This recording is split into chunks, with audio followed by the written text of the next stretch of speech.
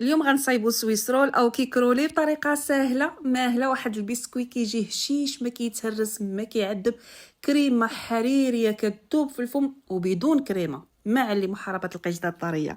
اول حاجه كندوبو بواحد 150 غرام ديال بديل الشوكولا، كنديرو بحال هكا ما بين جوج ديال البلاستيكات، وغادي نلويه في المدلك صافي وندخلو للثلاجه كيبرد بالزربه. غادي ندوز للبسكوي، ماشي الجينواز، هذا واحد البسكوي ساهل ما كيعذبش. صافي كنطلع البيض والسكر وكنزيد فيه ربيع كاس ديال الزيت، وملي كيطلع كلشي كنزيد الدقيق، خماره ديال الحلوى والكاكاو المر. صافي غادي نبقى هكا نحرك غير بشويه باش ما ينزلش ليا داكشي، وكنكبو في لاطه اللي ديجا مفرشاها بالورق الفرن. صافي كندخلوا الفران اللي شاعل ديجا على 175 درجه، يعني نار معتدله سواء ديال الغاز او ديال الضوء.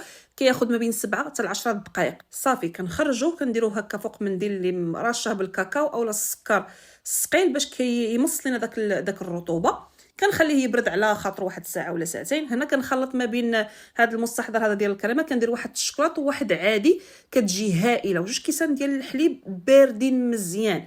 صافي الشكلاط ها هو كيجي بحال الشكل ديال الحطب. هذا الشكلاط كيجي زوين بزاف في المنظر. صافي كناخذ البسكوي ديالي كنعمرو بحال هكا بالكريمه، كنقرو ليه بشويه بشويه، كنقادو وكنستف هذاك الشكلاط. كتجي هائله هاد الحلوه، غير جربوها على حسابي، ساهله ماهله وكتجي كتذوب في الفم، وبالصحه والراحه.